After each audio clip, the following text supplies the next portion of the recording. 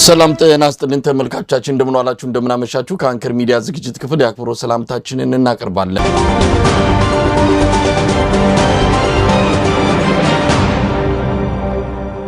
ምጧ መጥቶ ይላል ሰው ምጡ ሲመጣ ወደ ሆስፒታል እንጂ ወደ ምርጫ ጣቢያ አይሄድም።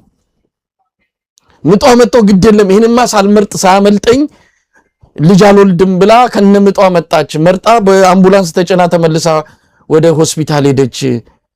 እንዴ እብደቱ በዚህ ደረጃ ነው። ዳንኤል ክብረት የሚጽፋቸው የእንስሳት ታሪኮች አሉ። ተረት ህፃናትን ተረት እየነገርክ የምታጫውትበት በድሮብና አባባ ተስፋዬ ተረት ብለው የሚነግሩ እንደዛ አይነት የህዝብ ንቀታቸው አንዳንዴ በእርግጥ አቅማቸው ሊሆን ይችላል። የብልጽግና ሰዎች የአይኪው ደረጃቸው ምናልባት ከሰው ልጅ መደበኛ አማካይ የአይኪው ደረጃ ጋር ሲታይም በጣም ዝቅ ያለና የሚያሳፍር እንደሆነ ሰሞኑን ካደረጉት የምርጫ ቅስቀሳ እንበለው ወይስ ምንድነው? የምርጫ ኮሜዲ ነው። አንዳንዴ እየቀለዱ ነው እንደው ሊያዝናኑን ፈልገው ካልሆነ በስተቀር የምራቸውን አይደለም እስክንል ድረስ አንተ የጠቀስካቸው ጉልኮስ ነቅሎ ሊመርጥ መጣ ማለት ምን ማለት ነው? ያን ጉልኮሱን የነቀለው ሐኪም በሙያ ስነ ምግባር እኮ ይጠየቃል። ጉልኮስ መንቀል እኮ ዝም ብሎ ተራ ክስተት እኮ አይደለም። ለዛውም ለዚህ ምርጫ ማለት ነው። ለአብይ አህመድ እንዲህ አይነት ምርጫ እንበለው ቅርጫ ስንት ስምም አተንለታል። ጉልኮስ ነቅሎ መጣ ብሎ ይህንን በቴሌቪዥን መስኮት አይኗን ሳይርገበገብ የምታወራ ጋዜጠኛ እኮ ነው ያለበት ሀገር እኮ ነው ኢትዮጵያ። እንዲህ አንድ የት ነው ደቡብ ኢትዮጵያ ነው የት ነው ሚስቱ አራስ ናትና የሁለት ቀን አራስ ሚስቴን ትቼ ነው መጥቼ መረጥኩት አለ። እሱን አቀረበው የሁለት ቀን አራስ ሚስቴን አለ። እና ታዲያ እሱ ያጠባል ያርሳል ወይስ ምንድነው? ወልዷል እሱ ምን ማለት ነው? ያው ምንድነው ይሄ ለኢትዮጵያ ሕዝብ ምን ተብሎ ነው የሚነገረው? እንዴ ቀደም ሲል ያልከው ነው ሁለት እጅ የለውም አለ ዳንኤል። ሰውየው ሁለት እጅ የለውም ለምርጫ ካለው ጉጉት የተነሳ በጥርሱ ካርዱን ይዞ መጥቶ መረጠ አለ። እረቶ ግድ የለም ዳንኤል። እንዲህ አይነት ነገር ይሄ በጣም አሳፋሪ እኮ ነው። የነሱን ደረጃ ብቻ ሳይሆን መንግስት ናቸውና ኢትዮጵያንም ምን እንደምትመስል ለዓለም እኮ እያጋለጠን ያለው ይልቃል። ብዙ ነገሮችን ማንሳት እንችላለን። አባቷ ሞተው ቀብራ ከቀብር ቀጥታ የመጣችው ምርጫ ጣቢያ ነው። ዛሬ እንግዲህ እንደምታየኝ ከሀዘን ላይ ተነሳው ዛሬ ነው አባቴን የቀበርኩት። ግን በቃ ከሀገር የበለጠ ነገር የለም። አንድ ድምጽ ዋጋ አላት። ነገ ለልጆቼም ስለሚጠቅም ለኔም ይጠቅመኛል ለልጆቼም ለሀገሬም ብዬ ድምጽ ልሰጥ መጣሁ። ይሄንን ወጣ ስትናገር እልል ብለው ያቀርባሉ የብልጽግና ሚዲያዎች። አንድ ደግሞ በጣም ለማንኛውም ብዙ አስቂ ነገሮችን ያየ ነው ብዙ ኮሜዲዎችን። ይሄን ምርጫ ነው ተብሎ እንግዲህ በኢትዮጵያ ታሪክ ውስጥ ሰባተኛው ሀገራዊ ምርጫ ተብሎ ሊመዘገብ ነው ታሪክ ውስጥ ሊሰፍር ነው ማለት ነው። ይሄንን ምርጫ ነው የኢትዮጵያ የሰብአዊ መብት ኮሚሽን እነ ዶክተር ዳንኤል በቀለ ይመሩ የነበረው ይነስም ይብዛ በዛን ወቅት ላይ ገለልተኛ ሆኖ ትክክለኛ ሪፖርት ሲያቀርብ የነበረው የኢትዮጵያ የሰብአዊ መብት ኮሚሽን ሰላማዊ ዲሞክራሲያዊና አካታች ምርጫ ነው ብሎ በይፋ የገለጸው። ኡሁሩ ኬንያታ የሚመሩት የአፍሪካ ምርጫ ታዛቢዎች ቡድን ኢትዮጵያ ልትኮሩ ይገባል ብለው የገለጹት ይህንን ምርጫ ነው። የወርቅነህ ገበየሁ የኢጋድ ቡድንም ተመሳሳይ የምርጫ አድናቆት ነው የገለጸው። ምን ማለት ይቻላል? እንደው ከምርጫው ጋር በተያያዘ እንደው መቼም ማሳፋሪ ታሪካችንንም እንዲህ ወተን ብንናገረው አንድ ነገር ነው። አይ እኔ ምንድነው እንዳልኩ ነው መችስ ጨዋ ምንድነው ባለጌ ባጠፋ እኛ አፍረን ሞት ተሸማቀን ሞት ነው መሳይ እና አሁን እኔ እንደው በየትኛው መመዘኛ የነዚህ ሰዎች ንግግር የሚያሳይ ከኢትዮጵያ ሕዝብ ጨዋነት ከኢትዮጵያ ሕዝብ እሴቶች ከኢትዮጵያ ሕዝብ የፍላጎት ቀደም ተከተሎች ከመንግስት መሰረታዊ አሰራርና ባህል ጋር ሲመዘኑ እንኳን ለመንግስትነት አንድ ቀን እንደው ደነዋል ኮይ ብለ ቆም ብለ ልታወራቸው ማስችላቸው ሰዎች እንደሆኑ ያሳያል። በእውነት አይደለም በቃ ምን ልበልህ መሳይ እኔ እንደው እንዴት ብዬ ልግለጽ? እንደዚህ እንዴት ይባላል የሚባሉ መጥፎ ነገሮችን ካረጉ እና ደግሞ እነዚህ ሰዎች ከሆኑ መንግስትነት ያሉ አብዮት ግዴታ መሆኑን ነው የሚያስፈልግ። እንዴ የኢትዮጵያ ሕዝብ እኮ ሳትናገረው በጣም የሚያቅ ነው እኮ በአይን ቅንድብህና ባነጋገር ምን እንዳሰብክ የሚያቅ ሰው ነው። በእውነት ነው ማለት እንዴ የተለያዩ ነገሮችን በቀጥታ ሳይነግርህ በንግግር መሃል ውስጥ እንደው አንድ ቃል አስገብቶ አመለካከቱን ሁሉ በዛች ብቻ አስተላልፎ የሚሄድ ህዝብ ነው። እንደዚህ ሲጃጃሉ ነው ሲያረጉም ስለ ህዝቡ እኮ ራሱ ስለ መንግስትነትና ስለ ፓወር ፖለቲክስ እኮ በሚገባ የሚያቅሰው ነው መሳይ እኔ አንድ ጊዜ በ97 ጊዜ ሆነውን ልንገር በ97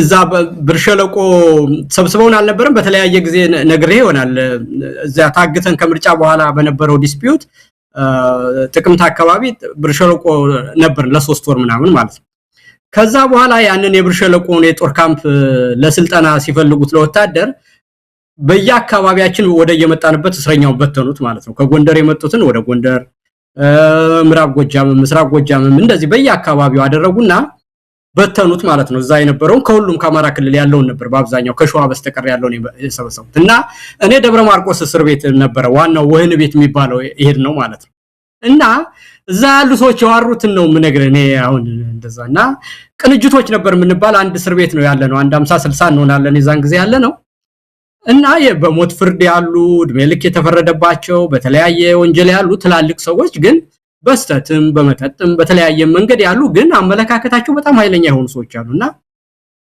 እንዲህ ያሉና እንደው የተማረን ሰው ምን የከተማ የሚሉትን ጋሽ የማለት ልማድ አለ በጎጃም አካባቢ እንደው ጋሽ ይልቃል እንደው የተማረ ሰው እኮ ሞኝ ነው ይሉኛል እንዴት ነው እንዴ በጣም እንጃ ወንድሙ ጋር ተጋሉ የመጣን ሰው በስኪርቶ እንዲህ ብለ ስልጣን ልትወስድ ነው እንደሰርከ እና ስልጣንና እንግዲህ እንደዚህ የሚል ነው የህዝቡ አመለካከት ማለት እንደ ሞኝነታችሁ እና እንደዚህ በወረቀት እንዲህ ብላችሁ እንደዛ ስልጣን ልትወስዱ እንደው የከተማ ሰው ሞኝ ነው ይሉኛል እዛ እኔ እና አምሬ ውስጥ ሁሉ ያለ ማለት ነው አንድ ስልጣን እንዴት እንደሚሰራ መንግስትነት እንዴት እንደሆነ ፓወር ፖለቲክስ እየተባለ እዚህ በተለያየ እንትን የምሰማውን ነገር የኔ ሀገር ገበሬ በሚገባ ዝም ብሎ አንድም ሰው ካልፈራህና ካላመነ ቀጥ ብሎ እንዳይገዛልህ ያወቀ ነውና እኒ ሰዎች እኔ ይሄን ሁሉ ነገር ምዘባርቅልህ የኢትዮጵያ ህዝብ ተመልከት እንግዲህ በዚህ ደረጃ ያለ ሰው ምርጫ ዳንኤል እንዲመረጥልኝ ብሎ በጥርሱ መረጠኝ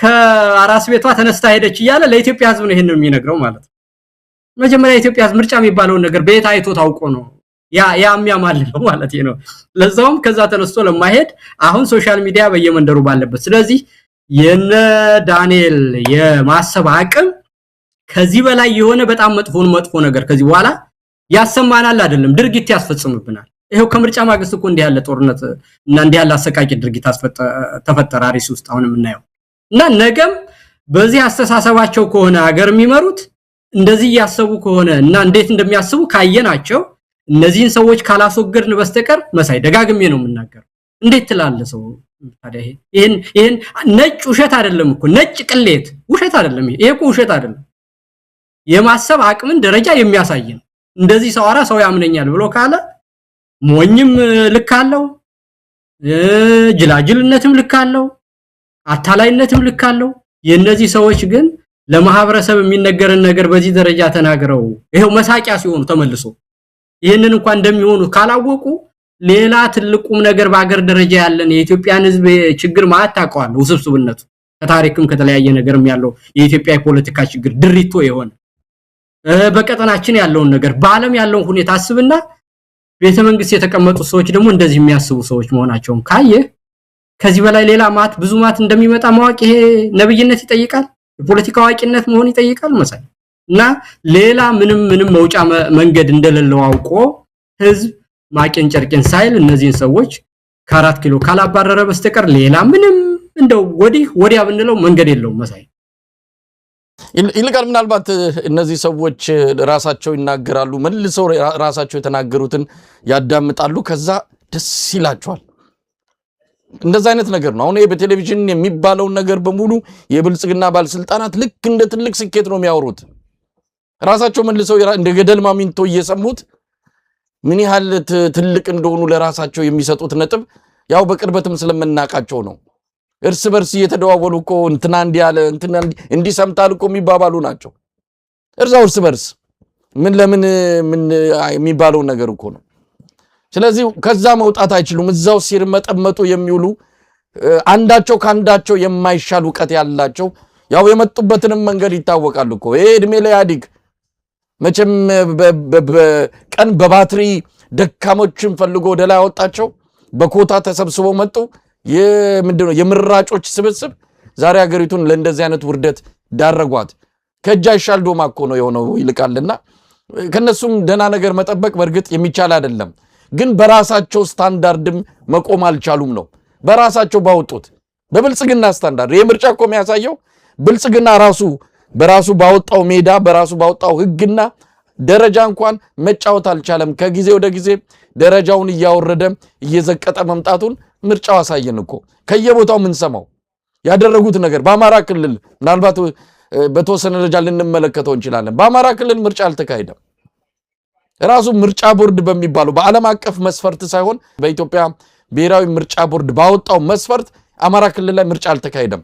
ምርጫ ጣቢያዎች የተቃጠሉበት በብዙ ቦታ የተዘጉበት እንዲህ አይነት ነገር ባለበት ምርጫ ተካሄደ ብሎ አሁን ምናልባት ሰሞኑንም ውጤቱን ይፋ ሊያደርግ ይችላል። በራሱ እንኳን ስታንዳርድ በራሱ እንኳን ቁመና መዝለቅ ያልቻለ ቡድን ነው የብልጽግና ስብስብና እንደው እንዳጠቃላይ ምርጫውን እንዴት ታይዋለ? ምርጫ ብለው ስለመጥራት የሚያስችል ነው? እነዚህ ተቋማትስ ነገ ከነገ ወዲያ ነው እውነት በአፍሪካ ህብረት ነው ያፈርነው? ስንት ጊዜ እንፈርበት። ይሄ ተቋም አዲስ አበባ በመቀመጡ ልንኮራ አይገባም። እንዲህ አይነት ተቋም አዲስ አበባ ተቀመጠ አልተቀመጠ የሚያሳፍር የአምባገነኖች እንደዚህ አይነት ምርጫ አዳማቂ የሆነበት ተቋም በሰጠው ምስክርነት መቼም እና አቤል ሊጽናኑ ይችላሉ። ለኢትዮጵያ ግን በጣም የሚያሳፍር ነው። መቼም የማንረሳው ነገር ነው በአፍሪካ ህብረትም የተፈጸመው።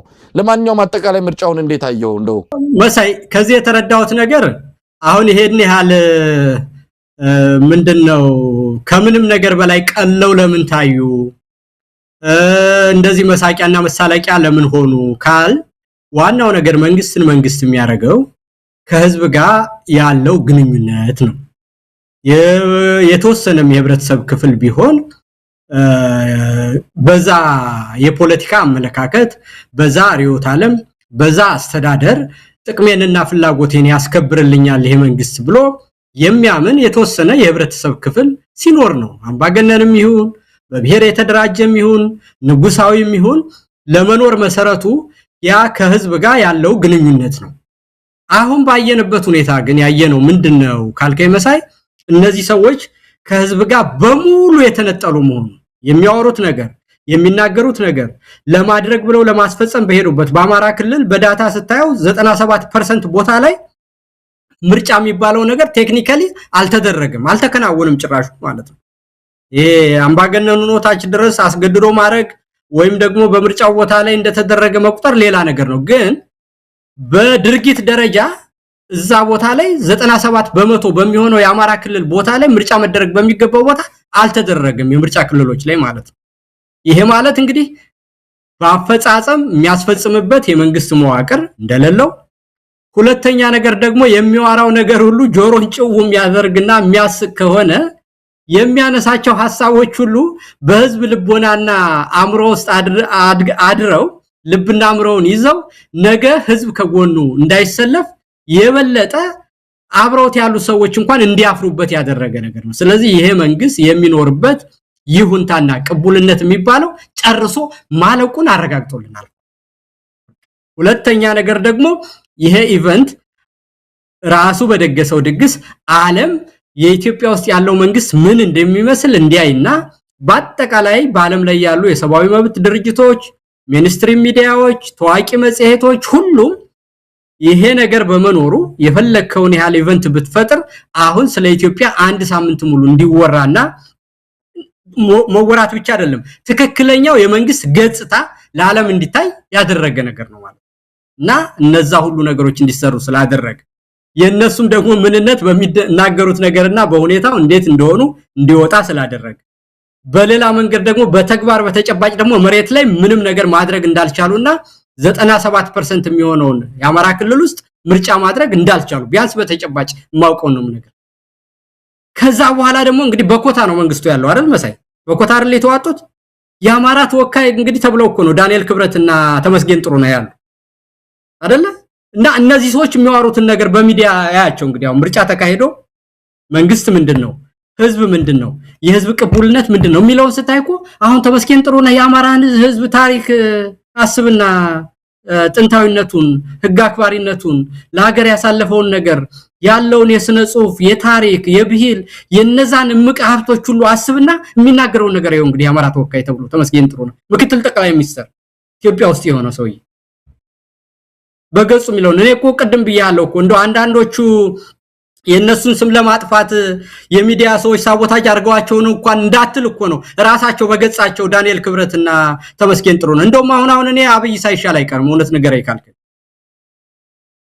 እኔ አሁን በሚናገሩት ነገር አብይ ቀጣፊ ነው አታላይ ነው የሆነው ነገር ሁሉ ራስ ወዳድ በመሆኑና ስስታም በመሆኑ እዚህ ደርሷል በሁሉም ነገር ውስጥ በጣም አስነዋሪ ሰው እንደሆነ አቃለሁ የተመስገንንና የዳንኤልን ያህል ግን ወራዳ ሆኖ አላገኘሁትም በዚህ ምርጫ ውስጥ እውነት ነገር አይካልከ እና እነዚህ ሰዎች የአማራ ተወካይ ናቸው አማራን ወክለው ኢትዮጵያን በታሪክ ያስተዳደሩ ታዲያ እንደዚህ ከሆነ እነዚህን ሰዎች እንድናይ ካደረገን መልሱ ማለት ነው የአማራ ተወካዩ እንዴት እንደሚያይ ተመስገን ጥሩነህ በፌስቡክ ገጹ የሚለጥፈው ሰዎች እኮ እንትን ይያሉ ይልኩልኛል እኮ መሳይለኔ በዋትስአፕ አይዋለሁ የዳንኤልንም እንዲህ ያለ ተብሎ ሰማለሁ አብይም እኔ የሚያሳዝነኝ ምንድነው የሚያሳስበኝ አሁን ህዝቡ ሳይሆን የተመረጠው ሰው ነው አለኮ በቃ ይሄ ህዝብ የመረጠው ሰው እንደዚህ ነው አለ ተብሎ አንድ 5 ደቂቃ እንትን ተቆርጦ አይቻለሁ ያ ማለት ይሄው እንግዲህ 38 ሰው ዛሬ ሲሞት ምንም አይልም እሱ እንደዛ ተመረጥኩ ካለ በኋላ ማለት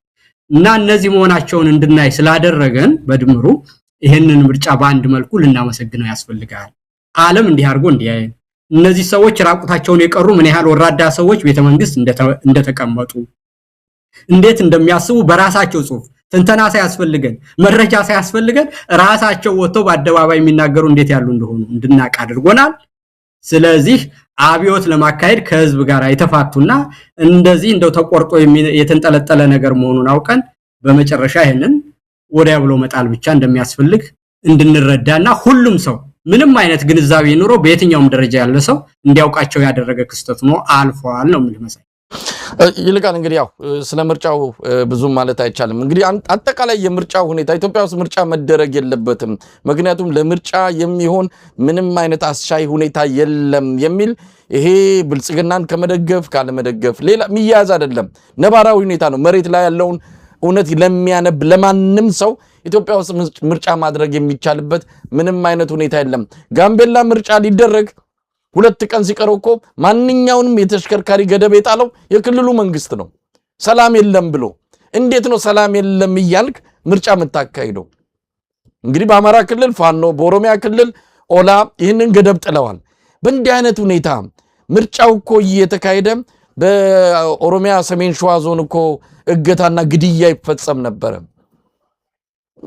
ምንም ጥርጥር የለው ምርጫ መካሄድ ስለዚህ ስለ ምርጫ አናወራም አሁን አንዳንዶች በምርጫ አጀንዳ ሊጠምዱን ይፈልጉ እዚህ ቦታ ተሰርቋል እዛ ቦታ ኮሮጆ ተወስዷል እዚህ ቦታ እንዲ ነበረ አብይ አህመድ በዜሮ ነው የዘረራቸው እንደዚህ እንድናወራና ጊዜያችን እንድናጠፋ ይፈልጋል መጀመሪያውኑ ለምርጫው መጭውቅና ተሰጠውና ነው ምርጫ ውስጥ ስለተከናወኑ አንዳንድ ችግሮች እንድናወራ አጀንዳ ሚላክልን ለማንኛውም የተቋሚዎች ሚና ተቋሚዎች እንበላቸው አላቅም ወዶ ገቦች አሉ ኢዜማና አብን ዛሬ እንደሰማነው ያው እንደታቀደው አብይ አህመድ ቀድሞ ወንበሩን አስልቶ እንዳስቀመጠው ወንበሩን እየተከፋፈሉት ነው ያው እነሱ እንደሚገቡ የታወቀለት ነው ትብብር በሚል ስብስብ ውስጥ ያሉት ደግሞ ቅዳሜ ዕለት መግለጫ ይሰጣሉ በምርጫው ለመግባት ወይም ለመውጣት የሚል ነገር ሲጠበቁ መጽሐፉም ዝም ቄሱም ዝም አሉና ሰኞ ዕለት ምርጫ ውስጥ ተሳተፉ ዛሬ ደግሞ መግለጫ ወጡ በምርጫው ውጤት ያገኛችሁ የትብብሩ አባላት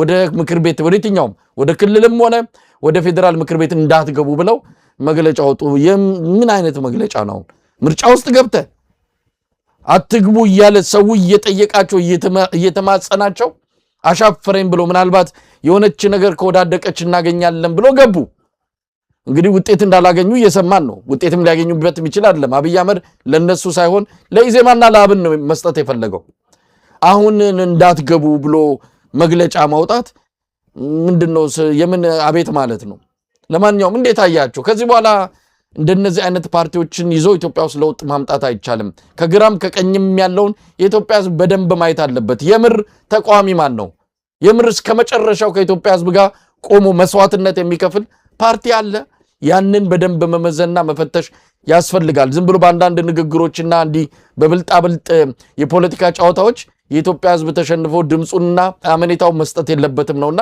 ከተቃዋሚዎች አንፃርስ እንዴት አየው? እኔ በእውነት መሳይ አይደለም አንዳንድ ልጆችን በፊትም የማውቃቸው አሁንም አዳዲስ የመጡ የሆነ ስክሪን ላይ ከማየት በስተቀር ስለ ውስጣዊው ነገር ልብ ብዬ ተከታትያቸው አላውቅም። በእውነት አይደለም እና ምንም ዕውቀት የለኝም በእውነት እንደው ግልጽ ስናገር። ግን ሂደትን አጠቃላይ ሂደትን በኢትዮጵያ ውስጥ አሁን የተቃዋሚ ፓርቲ አለ ወይ ብለህ ብትለኝ እንዴት ሆኖ እንዴ? በአንጻራዊነት በፊት በእኛ በነበርንበት ጊዜ እኮ ምንም ጭቆና አለ፣ ግራቀኝ አፍነው ይዙሃል፣ ጭቆና አለ፣ ግራቀኝ አፍነው ይዙሃል፣ ወዴትም እንዳትንቀሳቀስ ያደርጋሉ እንጂ በመርህ ደረጃ በሐሳብ ደረጃ ኮንስቲትዩንሲያችን ልብና አምሮ የምንገናኝበት የተወሰነ መንገድ ነበር። አሁን ግን ባለው ሁኔታ ተመልከት። እኔ እኮ አስተሳሰባቸውን ነው መሳይ እንደው አጠቃላይ አሁን አብንና ኢዜማ ማደናገር የምትችለው እኮ ህዝቡ ምስጢርህን ሳያቅብህ የተደረገው ሁኔታ ግልጽነት ጎሎት የነሱ መግባት እንደ መልቲ ፓርቲ ዲሞክራሲ ማሳያ ሆኖ ለዓለምም ለሀገር ውስጥ ህዝብም ካሳየ ነው አይደለ? ጥቅሙ እንግዲህ የነዛ ሰዎች እዛ ፓርላማ መግባት የሚጠቅመው ለመንግስት ዲሞክራሲን ማሳያ ሆኖ ከሄዱ ነው የሚያሳየው። አሁን መሳቂያ ነው የሆኑት አይደለም? እነዛ የሄደበት መንገድ አጠቃላይ ፕሮሰሱም ይሁን እነዚህ አካላት ከህዝብ ጋር ያላቸው ግንኙነት እና ይሄ መንግስት የሚባለው ደግሞ የሚሰራው ትሪክ ሁሉ መሳቂያ በመሆኑ እነዚህ ሰዎች ተሰብስበው ፓርላማ መግባታቸው መሳቂያ ከመሆኑ ውጪ ምንም አይነት ሐሳብ የሚከፍልና መከራከሪያ ሆኖ ወደ ህዝብ የሚያስገባ በህዝብ ውስጥ ሌጂቲሜሲ የሚያስገኝ በኢንተርናሽናል ማህበረሰብ ውስጥ ሌጂቲሜሲ የሚያስገኝ ምንም የተደበቀ ነገር የለውም እዚህ ውስጥ። የኢዜማ አባል ቦታ ተለቆለት ፓርላማ ስለገባ ይሄ ምን ይጠቅማል? ለመንግስት መኖር ስለ ለህዝብ ቅቡልነት ለማግኘትና ወደፊት ለመራመድ የፖለቲካ ፎርስ ነው ምን ይጠቅመዋል ነው ማለት። እንደውም ካውንተር ፕሮዳክቲቭ ነው አዋራጅ ነው የሆነው። በዲሞክራሲ ማላገጣቸው የበለጠ እንድስንቃቸው የሚያደርግና የገጠር ገበሬው ሳይቀር የተረዳበት ሁኔታ ነው የተፈጠረው። እነዚህም አሁን የተቃዋሚ ፓርቲ ያልካቸው አካላት ቢሆኑ በአጠቃላይ በሂደቱ ቢያደርጉ የሚጠቅማቸውን ነገር እስረኞች ታስረዋል፣ የፖለቲካ የሚዲያ ሰዎች ታስረዋል፣ የሲቪክ ማህበራት ሰዎች ታስረዋል፣ መሬት ድረስ መድረስ አንችልም የጸጥታ ጉዳይ አለ፣ በዚህ ሂደት ውስጥ መሳተፍ አይገባንም ብለው ቢሉና ህዝባቸውን ሰላማዊ ሰልፍ ማድረግ ያደራሽ ስብሰባ ማድረግ ስላልቻል ይሄንን ዘጋህብን ብላችሁ መጀመሪያ ብታቆሙ በህዝባችሁ ውስጥ ወደፊት ታምናችሁ ለመኖር ይጠቅማችሁ ነበር ብለን አንተም እኔም በተለያየ ጊዜ ሐሳባችንን ገልጸናል። ያንን ግን አይ መቆየታችን ነው የሚጠቅመን ድርጅታችን እንዳይከፈላሉ ያልከኝ መሰለኝ። አሁን ገብተናል አሉ። ከዛ በኋላ ደግሞ የገባውን ሰው አትግባ ቢሉ አሁን ይሄ በህዝብ ውስጥ ሐሳባቸውን ተረድቶና ይሄ ሐሳባቸው መንገዳቸው ትክክል ነው ተብሎ ግለሰብም ይሁን እኮ የድርጅት አጠቃላይ አመለካከት በህዝብ ተቀባይነት ለመኖር የሄደበት መንገድና ትራክ ሪከርዱ ወሳኝነት አለው። በእያንዳንዱ ጉዳዮች የወሰንካቸው ነገሮች እና የሄድክባቸው ነገሮች የሰራሃቸው ዘገባዎች ናቸው። አሁን አንከር ሚዲያንና መሳይን አንድ ሰው ሊያከብረው የሚችል እስካሁን ድረስ ባሳየው ነገር ነው ደጋፊም ሆነ ተቃዋሚ ተሰብስቦ ያለው እንጂ በአንድ ቀን ሌሊትና በአንድ ቀን በመታረጋት ነገር ሊሆን አይችልም። እና አሁን እነሱ ይሄን ሁሉ ሊደረግ የሚገባውን ነገር አንድ ቀን ህዝባዊ ስብሰባ ሳያረጉ አንድ ቀን ሰላማዊ ሰልፍ ሳይጠሩ አንድም ቦታ ላይ መሬት ላይ ሳይኖር ለመንግስት አጃቢነት ከማድረግ ውጭና አብይን ከማጀቡ ጥቅም የለውም ሲባሉ ቆይተው እዛ ከገቡ አሁን ደግሞ አብይ ሊያታለላቸው ፓርላማ ገብታችኋል ካለ አትግቡ ቢሏቸው ይገባሉ እነዛኞቹ ሰዎች አሁን። ምክንያቱም መጀመሪያውንም የቆዩ ብር ሊያገኙ ነው። ምኑ ሞኝ ነው ያ ሰውዬ። ስለዚህ እነዚህ ይሄንን ሂደት ያስፈጸሙ አካላት አምናቸው ለመሄድ ትቸገራለህ። ማመን ስትል ምንድነው አሁን የፖለቲካ ብቃታቸው ማለት ነው። የፖለቲካ ብቃትና ቆራጥነት ያላቸውን ካራክተርና ካሬጅ በሙሉ አምሮ ሰው እኮ ሲከተል ልቡን ዋጋ ሊከፍል ቤተሰቡ ቢታሰር ቢፈናቀል ቢገደል ነገ ለውጥ ያመጣልና ዳር ያደርሰኛል ብሎ ነው አንድ ሰው የሚከተል አይደለም ገንዘቡንም የሚሰጥ። ያንን ለማድረግ ከሆነ ለነዚህ ድርጅቶች እንዴት አድርጎ ይረዳቸዋል? እኔ ዝም ብዬ እነሱን እየሳስብ ማለት ነው። ህዝብ እንዲከተል ካስፈለገ በምትሄድበት ጊዜና በውሳኔዎች ኢንተግሪቲን ማሳየት አለበት አርቆ ሐሳቢነትን ማሳየት አለበት ለዛ ያለህን ደግሞ ደፋርነት ማሳየት አለበት ለዛ የሚያስፈልገውን ካራክተር